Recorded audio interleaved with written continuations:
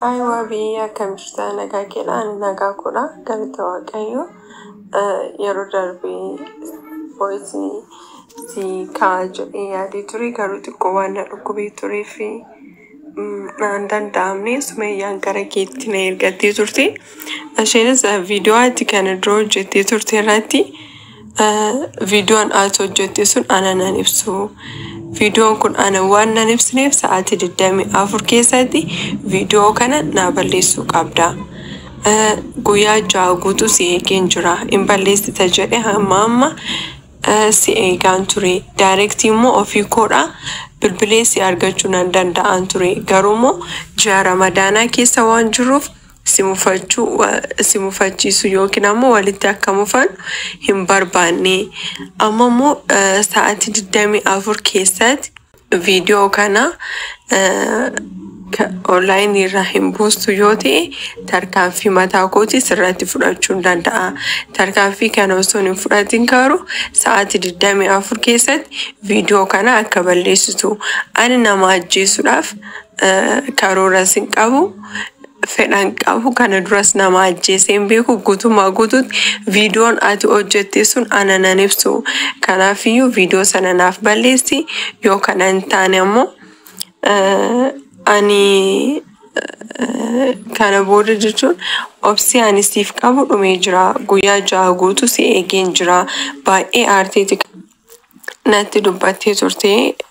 Nan turse iyyuu baatu directive voice isheen naaf ergite yoon siif erge atis aaruu dandeessa. Ji'a kana immoo of eeggannoo gochuun isheenis akka isheen itti siif of eeggattetti anis siif of eeggachuun qaba jedhee waan hin yaadeefin voice sana directii gara keetti ergura jedhee ofii koodhaan si haasee akkasitti dubbachaa turte. So atis immoo utuu balleessitee gaariidha. Egaa akkuma waliin dhageenyedha jechuudha.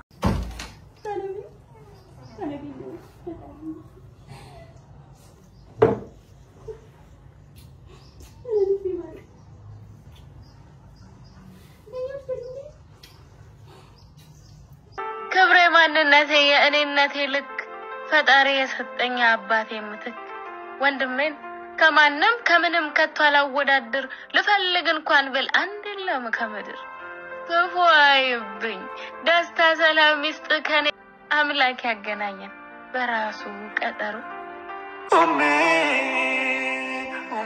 ደጌ ክብሬናቱ ማረጌ ጓደኛዬ መጀመሪያ አስደውዬላቸዋለሁ ማለት ነው። አሁን ፕሌን ውስጥ ከመግባታችን በፊት ደውላ ነበረ ማለት ነው።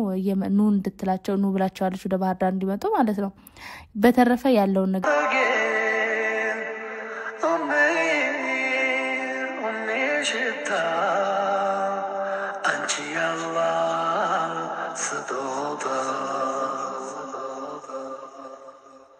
የዱንያ እና የርዝቅ መገኛ ቦታቸው ከእናት እግር በታች እዚያ ነው ምንጫቸው።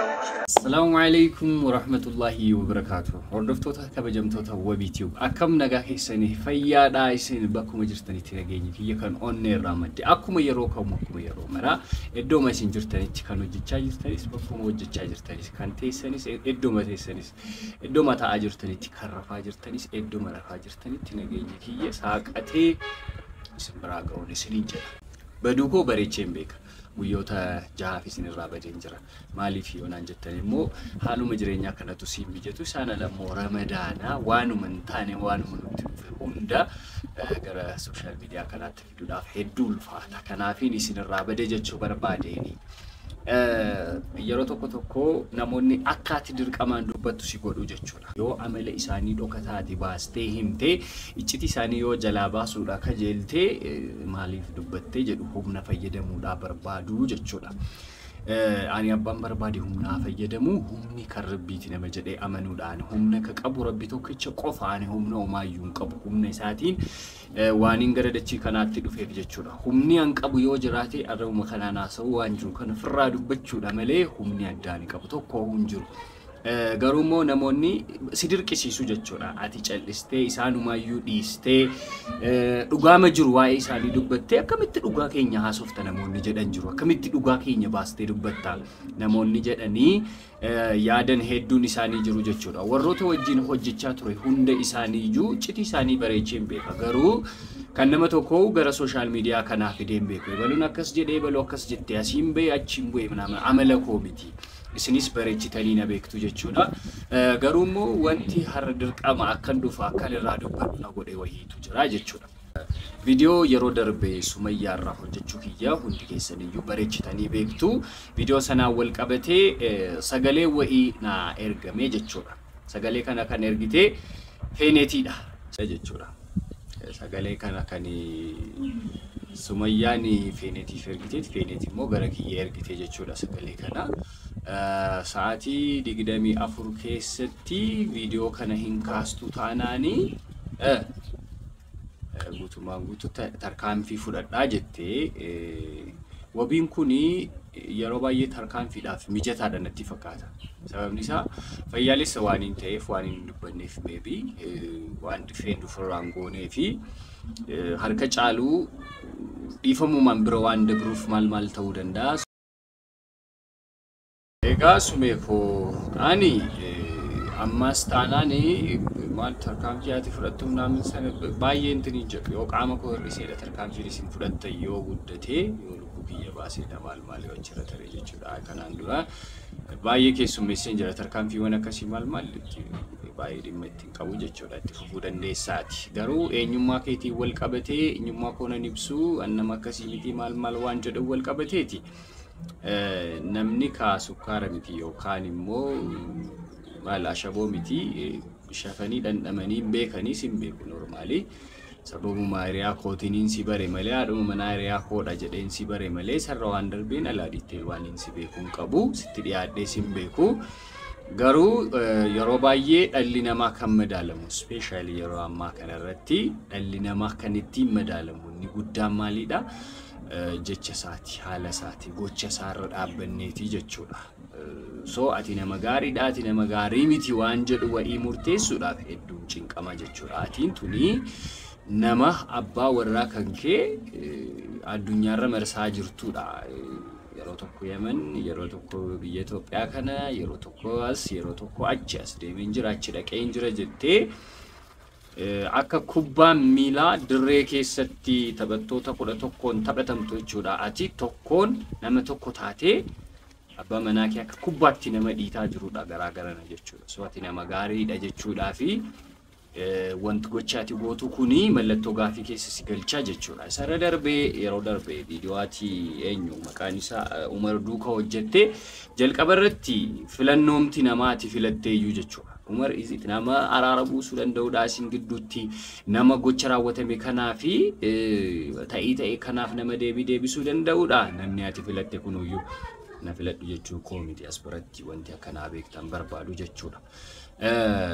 Kanaaf filannoomti ati jalqaba filatteeyyuu namni ati filatte namni ati jaarsummaadhaaf filatte qabdee intalaayyuu jedhamtu biraan deemte kuniyyuu dhuguma namuma bakka sanaaf madaaluudha. Maal hojjetaa ture namichi kun atis hordoftoonni keenyaas bareechanii beeku jechuudha. Hiiktee dhaggeeffatta baay'ee afaan Oromoo akka ittiin beekne nan beeka. Namni ta'e si haa hiiku jechuudha afaan Amaariffaan dubbadhu har'a. Kanaafi filannoomti namaa kee filannoomti jaarsaati filatteeyyuu sirrii miti. Sarara darbee immoo haalli ati ittiin deemte jechuudha. Haalli ati ittiin deemte uummanni kuni aadaa qaba, duudhaa qaba, seenaa qaba, sirna ittiin dubbii fixatu qaba, akkaataa ittiin dubbii kararraa dabdee karaatti deeffatu qaba. Karaa sanarraa haala maqee wa'iitiin kanati intala tana bira dhaqxee jechi garaa ishee keessaa jiru guutummaan guutuutti jechuudha.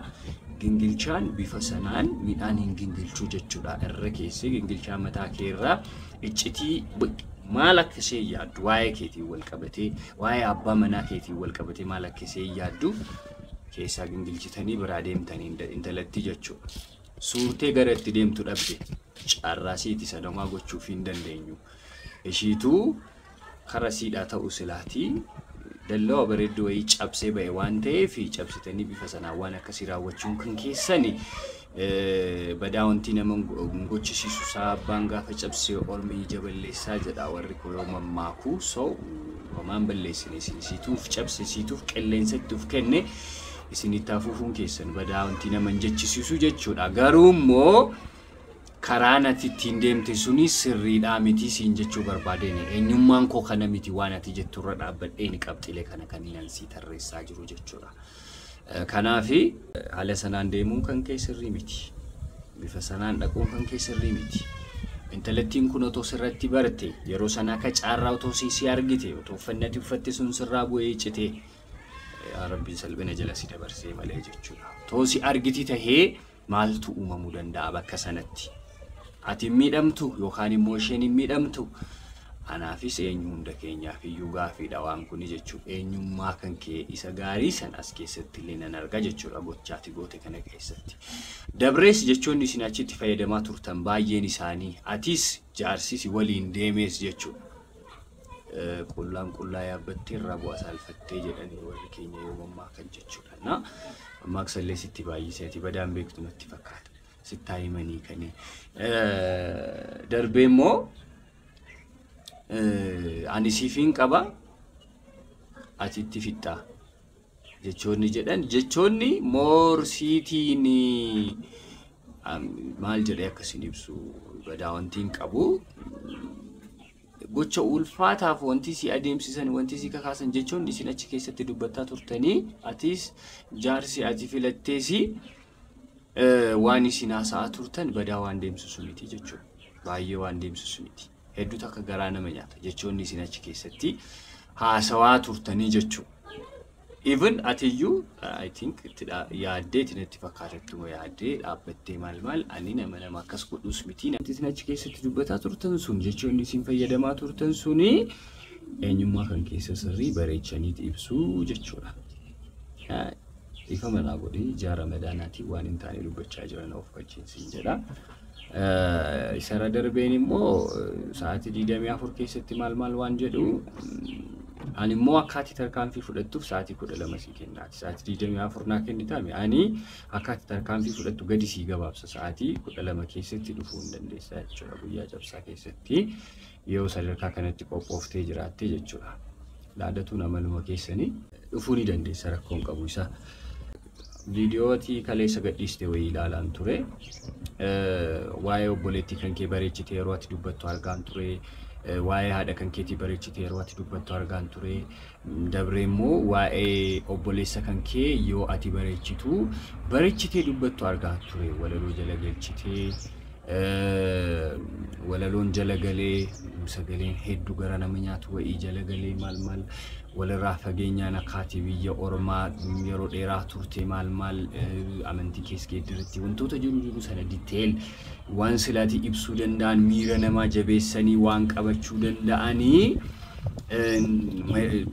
dabaltee viidiyoo hojjettee gadhiiste argee jira jechuudha. Akkuma ati obboleettii kan keetii bo'aa turte sanii anis obboleettii naa boossu wayii qabu obboleettii baay'ee mana jaallattu wayii jechuudha. Hedduu takka jechuudha. Hedduu takka humnaa ol na jaallatan hedduun qaba obboleewwan jechuudha. Nama sagaleen qaba sagaleen isaanii akka isaan na jaallatan sitti himuu danda'u jechuudha. So akkuma ati obboleettii kan kee jaalala qabdu ibsiti san obboleewwan kee hedduu takka na jaallatu anaas jechuudha. Dabree immoo obboleessa kan kee sanaan maal ibsitee turte sirba ta'ee maal wanti yeneetti bitaa maal sirba wayii jala galchitee qalbii nama raasuu maal argaa jaalalli waliif qabdan hedduu takka isin jaalladhee jira. Anis jechuu sababaan malee nuti kan hin kaase. Namni ati sa'aatii 24 keessatti tarkaanfii irratti fudhachuudhaaf feetu kuni namoota obbolaawwan akkamiis jaallatan hedduudhaan marfamee jira jechuudha. Obboleessa akkati jaallattu sana jaallatamu wayiidhaanis obboleewwan kiyya biratti jechuudha. Kanaafi haadha ati akkasii jaallattu sana haadha san daran na jaallattu wayiitiin qabaaniif jechuudha. Haadha akka ija isheetti na ilaaltu wayii jechuudha. Kan inni qabu obbolaawwan akkasii na jaallatan hedduun qaba jechuudha. Kanaafi obboleessa kan keetii jaalala akkasii qabaataa obboleettii kan keetii jaalala akkasii qabaataa nama wabii jedhamu kanaafi fiilingii akkasii agarsiisuun akkas tarkaanfii sirraa fudhaa wal mufachiisuu dandeenya wal akkas gochuu dandeenya jaatu jaa kana ta'ee if malee silaa siifin godhaa tarkaanfii barbaachisu akkasiin godha maal hin dandeessu sunee dogoggortee jirta. Karaan taane irra kaatee imalaa jirtu badaa siif deemsisu asuma irratti xumurtee irra gaariidha irra dansaadha siin jechuu barbaada. So audionis akkuma dhageessanidha. Videoon immoo more kan isheen gadhiistee baay'een keessa ilaaltanii jirtu jedhee yaada. Namni afaan Amaariffaa yeroo kanatti hin dhageenye hin jira jedhee yaadu yoo xinnaatee ni dhageessu yoo dubbachuus dadhabdanii namoonni hedduun bareechitanii beektu jedhee yaada. So viidiyoo ishee guutuu daawwadhaadha. Kanaafi sumee koo karaan hin deemsisu bakka hin taanedha kanatti dhaabbachuu jirtu. Maybe ani laafuu hin danda'a, ani callisuu hin danda'a, ani amala qabaachuu hin danda'a, ani obsuu hin danda'a. Maatiin an duubatti dhorku wa'iitu jira.